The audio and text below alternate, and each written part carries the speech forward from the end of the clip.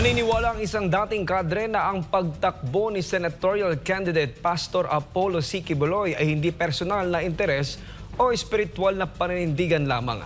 Si Prince Tripoli magbabalita. Dapat po na maintindihan din ng mga kababayan natin na ang pagtatakbo ni Pastor Quiboloy sa ating politika sa ngayon ay hindi po personal o tungkol sa kanyang paninindigan sa espiritual lamang. Kung hindi ito isang moral crusade. Buong pusong nanindigan si Jeffrey K. Eric Celis ng kanyang pagsuporta para kay Pastor Apollo C. Quiboloy. Para sa kanya, ang butihing pastor ay may higher moral calling na mahalaga para sa isang lider na totoong naglilingkod sa bayan at hindi yung pansariling interes. Binigyang diin niya na si Pastor Quiboloy ay hindi galing sa tradisyonal na politika o kilalang political clan, kundi sa moral authority bilang pinuno ng The Kingdom of Jesus Christ. At sa loob nga lang ng 40 taon ay napalago ng husto ni Pastor Apollo C. Quiboloy, ang KOJC, na matagumpay na ring naistabisa ang gawain kahit sa iba't ibang bahagi ng mundo. Anya, pambihira ito para sa isang Pilipinong lider.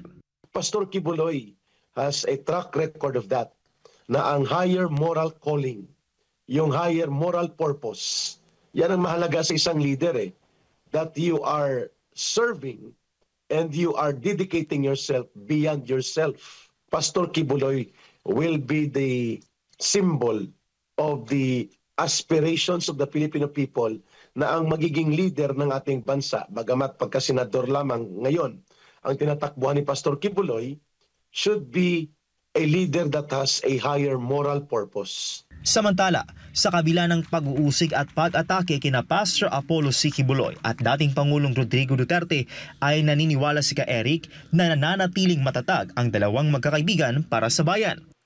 Na hindi po kailangan tayo ay malugmok sa kalungkutan sa panahon ng kagipitan at krisis, kagaya ng ipinapakita ni Pastor Quiboloy at ni Tatay Digong. Sila po ay persecuted, sila po ay winawasak, sila ay gustong lumpuin at durugin ng gobyernong ito na pilit din nilang binuo at ng bansa na pilit nilang pinaglilingkuran, subalit naging malupit at marahas ang gobyernong ito sa kanila.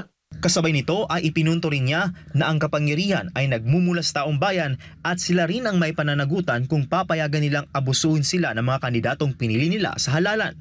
Inihalimbawa niya ang samot-saring problema ng bansa tulad ng kahirapan, korupsyon at kaguluhan sa politika na bunga ng palpak na pamamahala ng mga ibinoto ng taong bayan noong eleksyon.